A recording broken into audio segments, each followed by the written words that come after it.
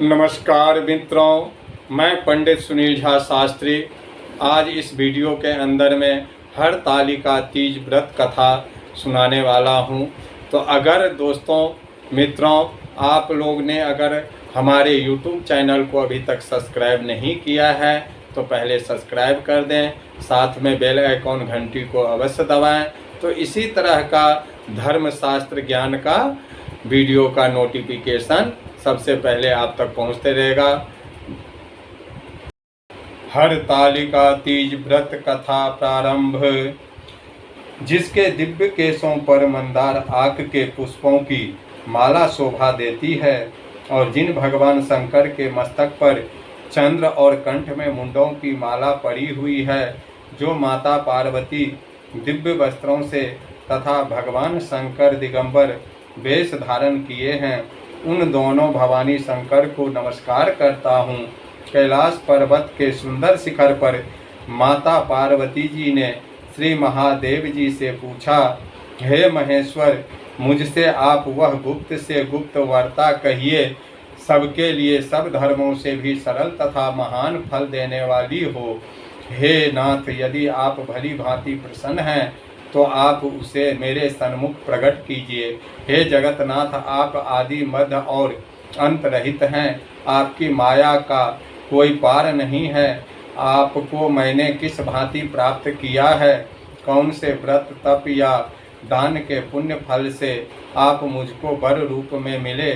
श्री महादेव जी बोले, हे देवी, यह सुन, मैं तेरी सन्मुख उस व्रत को कहता हूँ जो परम गुप्त है। जैसे तारा गणों में चंद्रमा, ग्रहों में सूर्य, वर्णों में ब्राह्मण, देवताओं में गंगा, पुराणों में महाभारत, वेदों में शाम और इंद्रियों में मन श्रेष्ठ हैं, वैसे ही पुराण और वेद सब में इसका वर्णन आया है। जिसके प्रभाव से तुमको मेरा आधा आसन प्राप्त हुआ है। हे प्रिय, उसी का मैं तुमसे वर्णन कहता हूँ।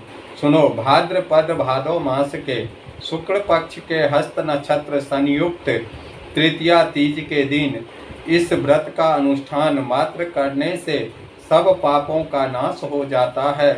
तुमने पहले हिमालय पर्वत पर इस महान व्रत को किया था जो मैं तुम्हें सुनाता हूँ।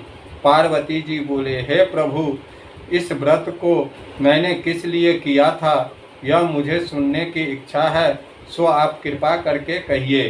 शंकर जी बोले, आर्यावर्त में हिमालय नाम का एक महान पर्वत है, जहाँ अनेक प्रकार की भूमि अनेक प्रकार के वृक्षों से सुशोभित हैं, जो सदैव बर्फ से ढके हुए तथा गंगा की कन कन ध्वनि से शब्दायमान रहता है। हे पार्वती जी, तुमने बाल्यकाल में उसी स्थान पर परम तप किया था और 12 वर्ष तक के महीने में जल में रहकर तथा वैशाख मास में अग्नि में प्रवेश करके तप किया। श्रावण के महीने में बाहर खुले में निवास कर अन्न त्याग कर तप करती रही। तुम्हारे उस कष्ट को देखकर तुम्हारे पिता को बड़ी चिंता हुई।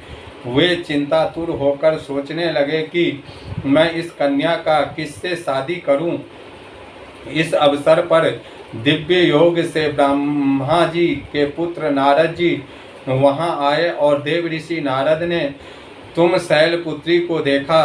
तुम्हारे पिता हिमालय ने देव ऋषि को अर्घ्य पाद्य आसन देकर सम्मान सहित बैठाया और कहा, हे मुनिवर, आपने यहाँ तक आने का कष्ट कैसे किया, कहिए क्या आज्ञा है। नारद जी बोले, हे गिरिराज, मैं विष्णु भगवान का भेजा हुआ यहाँ आया हूँ, तुम मेरे बात सुनो। आप अपनी कन्या को उत्तम वर को दान करें। ब्रह्मा, इंद्र, शिव आदि देवताओं में विष्णु भगवान के समान कोई भी उत्तम नहीं है, इसीलिए मेरे मत से आप अपनी कन्या का दान भगवान विष्णु को ही दे। हिमालय बोले, यदि भगवान वासुदेव स्वयं ही कन्या को ग्रहण करना चाहते हैं और इस कार्य के लिए ही आपका आगमन हुआ है, तो वह मेरे लिए गौरव की बात है और अवश्य उन्हें ही दूंगा। हिमालय का यह आश्वासन सुनते ही देव ऋषि नारद जी आकाश में अंतर ध्यान हो गए और शंख चक्र गदा पद्म एवं पीताम्बर धारी भगवान विष्णु के पास पहुँचे। नारद जी ने हाथ जोड़कर भगवान विष्णु से कहा, प्रभु आपके विवाह कार्य निश्चित हो गया है। इधर हिमालय ने पार्वती जी से प्रसन्नता पूर्वक कहा कि हे पुत्री, मैंने तुमको गरुड़ध्वज भगवान विष्णु को अपहरण कर दिया है। पिता के इन वाक्यों को सुनते ही पार्वती जी अपनी सहेली के घर गई और पृथ्वी पर गिरकर अत्यंत दुखित होकर विलाप करने लगी।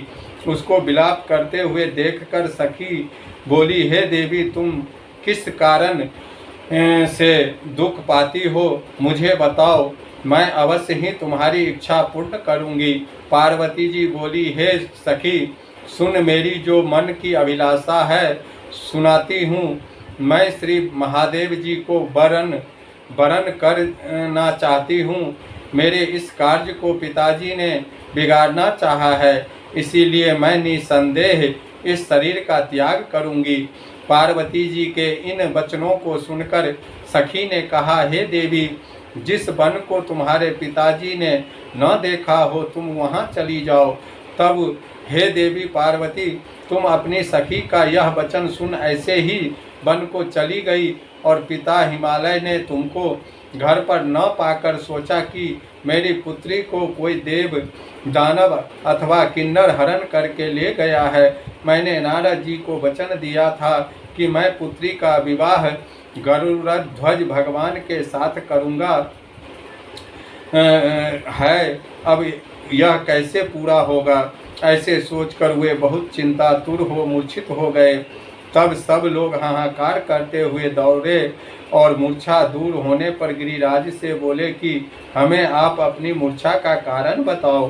हिमालय बोले, मेरे दुख का कारण यह है कि मेरी रत्न रूपी कन्या को कोई हरण कर ले गया, या सर्प डस गया, या किसी सिंह या व्याघ्र ने मार डाला। वह न जाने कहाँ चली गई, उसे राक्षस ने मार डाला है। इस प्रकार कहकर गिरिराज दुखित होकर ऐसे कांपने लगे जैसे तीव्र वायु के चलने पर कोई वृक्ष कांपता है। तत्पश्चात हे पार्वती जी, तुम्हें गिरिराज साथियों सहित घने जंगल में ढूंढने निकले। सिंह, व्याघ्र, ऋक्ष आदि सिंघक जंतुओं के कारण वन महाभयानक प्रतीत होता था। तुम भी सखी के साथ भयानक जंगल में घूमती हुई वन में एक नदी के तट पर एक गुफा में पहुंची। उस गुफा में तुम अपनी सखी के साथ प्रवेश कर गई, जहां तुम अन्न जल का त्याग करके बालू का शिवलिंग बनाकर मेरी आराधना करती रही। उस समय पर भाद्रपद मास की हस्त नक्षत्र संयुक्त तृतीया के दिन तुमने मेरा विधि विधान से पूजन किया तथा रात्रि को गीत गायन करते हुए जागरण किया। तुम्हारे उस महाव्रत के प्रभाव से मेरा आसन डोलने लगा। मैं उसी स्थान पर आ गया जहां तुम और तुम्हारी सखी दोनों थी। मैंने आकर तुमसे कहा, हे वरानने, मैं तुमसे प्रसन्न हूँ, तुम मुझसे वरदान मांग। तब तुमने कहा कि हे देव, यदि आप मुझसे प्रसन्न हैं तो आप महादेव जी ही मेरे पति हो। मैं तथास्तु ऐसा कहकर कैलाश पर्वत को चला गया और तुमने प्रभात होते ही मेरी उस बालू की प्रतिमा को नदी में विसर्जित कर दिया। हे सुबह तुमने वहां अपनी सखी सहित व्रत का प्रयाण किया। इतने में तुम्हारे पिता हिमवान भी तुम्हें ढूंढते ढूंढते उसी घने जंगल वन में आ पहुँचे। उस समय उन्होंने नदी के तट पर दो कन्याओं को देखा तो वे तुम्हारे पास आ गए और तुम्हें हृदय से लगाकर रोने लगे और बोले, बेटी, तुम इस सिंह व्याघ्र युक्त घने जंगल में क्यों चली आई? तुमने कहा, हे पिता, मैंने पहले ही अपना शरीर शंकर जी को समर्पित कर दिया था, किंतु आपने इसके विपरीत कार्य किया, इसीलिए मैं वन में चली आई। ऐसा सुनकर हिमवान ने तुमसे कहा कि मैं तुम्हारी इच्छा के विरुद्ध यह कार्य नहीं करूँगा। तब वे तुम्हें लेकर घर को आए और तुम्हारा विवाह मेरे साथ कर दिया। हे प्रिय, उसी व्रत के प्रभाव से तुमको मेरा आर्धा आसन प्राप्त हुआ है। इस व्रत राज को मैंने भी अभी तक किसी के सम्मुख वर्णन नहीं किया है। हे देवी, अब मैं तुम्हें यह बताता हूँ कि इस व्रत का यह नाम क्यों पड़ा। तुमको सखी हरण करके ले गई थी, इसीलिए हरतालिका नाम पड़ा। पार्वती जी बोले, हे स्वामी, आपने इस व्रत राज का नाम तो बता दिया, किंतु मुझे इसकी विधि एवं फल भी बताइए कि इसके करने से किस फल की प्राप्ति होती है। तब भगवान शंकर जी बोले, इस स्त्री जाति के अत्युत्तम व्रत की विधि सुनाइए। सौभाग्य की इच्छा रखने वाली स्त्रियां इस व्रत को विधि पूर्वक करके केले के खंभे से मंडप बनाकर उसे बंधन वारों से सुशोभित करें और उसमें विविध रंगों के उत्तम रेशमी वस्त्र की चांदनी ऊपर तान दें और चंदन आदि सुगंधित दिव्यों को लेपन करके स्त्रियां एकत्र हो शंख, भेरी, मृदंग आदि बजावें। विधि पूर्वक मंगलाचार करके श्री गौरी शंकर की बालू निर्मित प्रतिमा स्थापित करें और फिर भगवान शिव पार्वती जी का गंध, धूप, पुष्प आदि से विधि पूर्वक पूजन करें और अनेक नैवेद्यों का भोग लगावें। रात्रि को जागरण करें। नारियल, सुपारी, जवारी, नींबू, लौंग, अनार, नारंगी आदि ऋतु फलों तथा फूलों का एकत्रित करके धूप दीप आदि से पूजन करके कहे, हे कल्याण स्वरूप शिव, हे मंगल रूप शिव, हे मंगल रूप महेश्वरी, हे शिव, सब कामनाओं को देने वाली देवी, कल्याण रूप तुम्हें नमस्कार है। कल्याण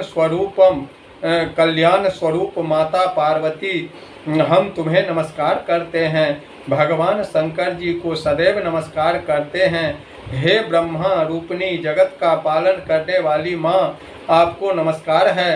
हे सिंह वाहिनी माँ, संसारिक भय से व्याकुल हूँ, तुम मेरी रक्षा करो। हे महेश्वरी, मैंने इसी अभिलाषा से आपका पूजन किया है।